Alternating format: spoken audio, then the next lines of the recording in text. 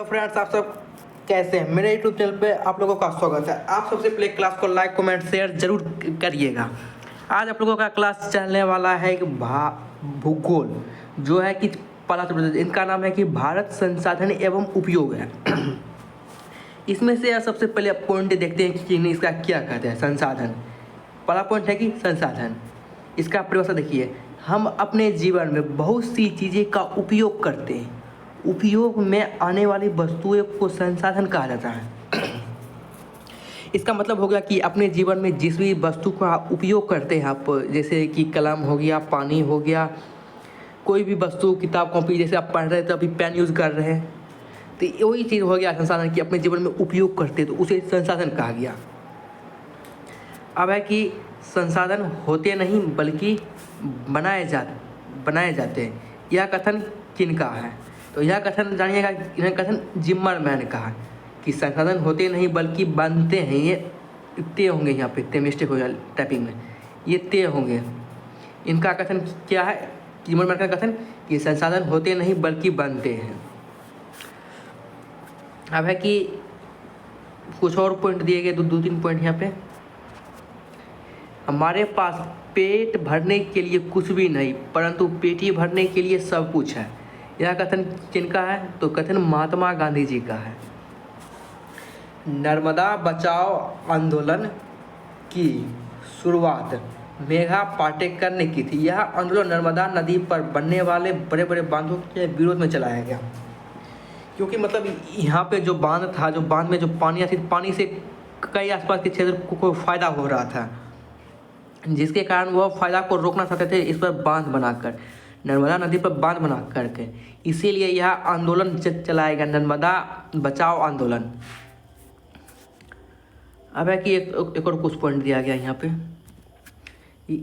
किसी देश की उन्नति और विकास और लोगों के जीव स्तर को बेहतर बनाने में संसाधन की महत्वपूर्ण भूमिका होती है। संसाधन के बिना किसी देश का आर्थिक और सामाजिक विकास संभव नहीं है। इसका मतलब हो गया कि किसी देश को विकास, उन्नति और उच्च स्तर पर उसको देश को ले जाने के लिए संसाधन की महत्वपूर्ण आवश्यकता पड़ती है। संसाधन के बिना हम कोई भी कार्य नहीं कर सकते हैं। संसाधन के बिना किसी देश का आर्थिक और सामाजिक विकास संभव नहीं है, मतलब असंभव है। मतलब संसाधन के बिना वो देश ना ही आर्थिक विकास करेगा, ना ही सामाजिक रूप से विकास करेगा। हो गया। अब है कि संसाधन का महत्व।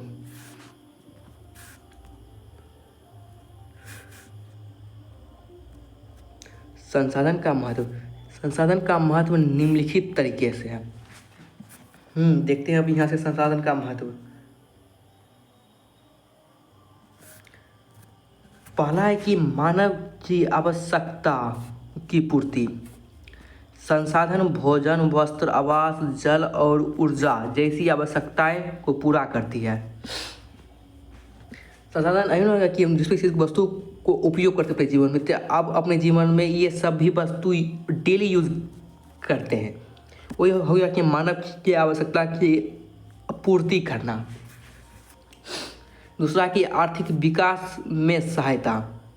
कृषि हो गया, उद्योग हो गया और व्यापार हो गया, संसाधनों पर आधारित होते हैं, जिनसे देश की अर्थव्यवस्था मजबूत होती है। अगर भारत में कृषि पूर्ण रूप से बंद हो जाए तो खाने को भी लाले पड़ जाएंगे, इसलिए इससे अर्थव्यवस्था डगमगा सकती है। और उद्योग और व्यापार भी बंद हो जाए तो जो व्यापारी होंगे, जो बड़े बड़े बिजनेसमैन होंगे, उसको भी घाटा लगेगा। तो देश को टैक्स नहीं मिलेगा। अगर टैक्स नहीं मिला तो अर्थव्यवस्था डगमगाएगी है। अगर ये सभी चीज़ सही से हो रहे हैं तो देश की अर्थव्यवस्था मजबूत रहेगी, इसमें से कोई दिक्कत नहीं रहेगा। अब है कि रोजगार के अवसर प्रदान करना। संसाधनों के उपयोग के विभिन्न उद्योग और व्यवसाय विकसित होते हैं, जिससे लोग को रोजगार मिलती है। मतलब संसाधन, अगर कोई फैक्ट्री हो गया तो फैक्ट्री में संसाधन की आवश्यकता पड़ती है, मतलब वस्तु ही संसाधन हो गया। उस वस्तु को फैक्ट्री में उपयोग करने के लिए मानव की आवश्यकता पड़ती है, जिससे रोजगार मिलती है उसमें व्यक्ति को। हाँ, अब है कि जीवन स्तर में सुधार। संसाधनों के कारण परिवहन, संचार, शिक्षा और व्यवस्था, स्वास्थ्य जैसी सुविधाएं बढ़ती हैं। हमारे पास जितना संसाधन रहेगा उससे परिवहन सही होगा, संचार भी, शिक्षा और स्वास्थ्य व्यवस्था भी सही तरीके से होगा। वह कि देश की प्रगति में योगदान। देश की प्रगति में योगदान। प्राकृतिक और मानव संसाधन किसी भी देश के विकास और उन्नति के मुख्य आधार होते हैं। क्या देखा कि प्राकृतिक और मानव संसाधन किसी भी देश के विकास और उन्नति के मुख्य आधार होते हैं। इसका मतलब हो गया कि किसी भी देश को विकास करने के लिए प्राकृतिक संसाधन की आवश्यकता पड़ती है। एग्जाम्पल के लिए पेट्रोलियम हो गया, खनिज, लवण, तेल इत्यादि कई प्रकार के मानव संसाधन में मानव खुद हो गया जो वह खुद बनाता है। तो देश के विकास की आवश्यकता पड़ती है कि पर्यावरण संतुलन बनाए रखना। वन, जल और भूमि जैसे संसाधन पर्यावरण को सुरक्षित और संतुलित रखने में मदद करती है। ये वन और जल और भूमि जैसे संसाधन पर्यावरण को सुरक्षित रखती है, क्योंकि अगर ये वन ना हो, जल ना हो और भूमि ना हो तो इसमें से कोई भी चीज़ नहीं तो पर्यावरण को क्षतिग्रस्त हो सकती है। वन अगर काट दे तो हमारे इस पर्यावरण से ऑक्सीजन घट सकती है, जिससे मनुष्य को सांस लेने में दिक्कत हो सकती है। अगर जल ना हो तो फिर वो प्यासा मरेगा, भूमि ना हो तो फिर भूमि का कोई सवाल नहीं पैदा होता। इसलिए पर्यावरण को संतुलित रखने के लिए ये सब की आवश्यकता पड़ती है। ये सब हो गया कि संसाधन का महत्व। एक और पॉइंट दिया गया यहाँ पे, देखते हैं कि वैज्ञानिक एवं तकनीकी विकास में सहायक है।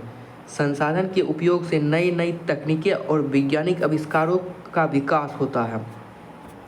मतलब संसाधन हो गया कि कोई भी, अगर मान लो कि आप मोबाइल से आप क्लास देख रहे हैं और मोबाइल में जो कोई ना कोई पाठ पुर्जा होगा, जो पाठ पुर्जा है जो अलग अलग तरीके के पाठ पुर्जा आता है, वह विकास कौन किया? वैज्ञानिक किया, वह आविष्कार किया गया।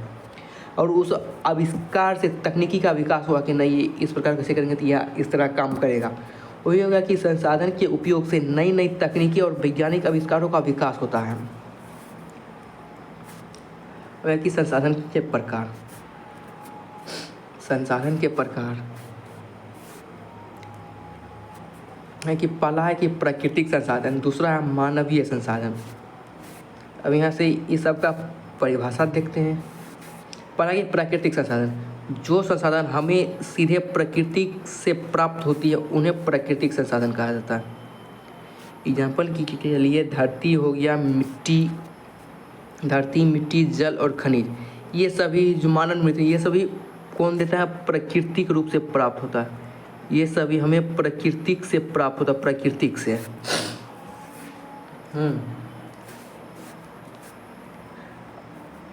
अब है कि मानवीय संसाधन। क्या मानवीय संसाधन? जब मनुष्य अपनी बुद्धि, ज्ञान और कौशल और श्रम का उपयोग करके कार्य करता है तो उसे मानवीय संसाधन कहा जाता है। यहाँ पर के लिए शिक्षक, डॉक्टर, इंजीनियर, किसान, मजदूर आदि, ये सभी जो शिक्षक जो अपने बुद्धि मेहनत लगने से टीचर बनते हैं, डॉक्टर भी उसी प्रकार और इंजीनियर भी, किसान अपने मेहनत से किसान कहलाता है, मजदूर भी बहुत ही मेहनत से मजदूर कहलाते हैं। अब है कि ये सभी संसाधन मानव की आवश्यकताओं को पूरा करते हैं और जीवन को आसान बनाते हैं। जितने भी संसाधन देखिए जो मनुष्य के जीवन में डेली भत्ता में जो उपयोग किया जाता है, जो पदार्थ, जो वस्तु, वो संसाधन कहलाते हैं। बाकी प्राचीन काल में संसाधनों के उपयोग, प्राचीन समय में भी कोयला, पेट्रोलियम और खनिज पृथ्वी में मौजूद थे, लेकिन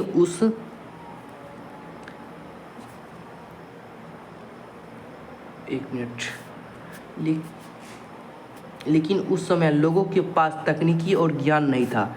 तो धीरे धीरे मानव ने ज्ञान और तकनीकी का विकास किया और संसाधन का उपयोग करना सीख लिया। तकनीक की मदद से मानव ने पर्यावरण में उपलब्ध वस्तुओं का सही उपयोग किया और अपनी जीवन का सुखद बनाया। इसी कारण को इसी कारण से कहा गया कि संसाधन होते नहीं बल्कि बनते हैं। मतलब इसका देखिए, मतलब जो पहले से हमारे वातावरण में संसाधन उपलब्ध था, पर उसका उपयोग मानव पहले नहीं जानता था, और धीरे धीरे जैसे मानव विकास किया तो धीरे धीरे मानव ने ज्ञान और तकनीकी का विकास किया, तो वह जाना गया कि इस संसाधन का उपयोग इस प्रकार करना चाहिए, तो वह सीखा अपने संसाधन का उपयोग करने के लिए, और तकनीक की मदद से मानव ने पर्यावरण में उपलब्ध वस्तुओं का सही उपयोग किया। अब है कि संसाधन का वर्गीकरण। संसाधन का वर्गीकरण नेक्स्ट डे में देखेंगे। मिलते हैं अब नेक्स्ट क्लास में। प्लीज़ ये वीडियो को लाइक को कमेंट शेयर ज़रूर करिएगा। एक लाइक कमेंट और एक शेयर और एक सब्सक्राइब ज़रूर कर लीजिएगा। आपका भाई ये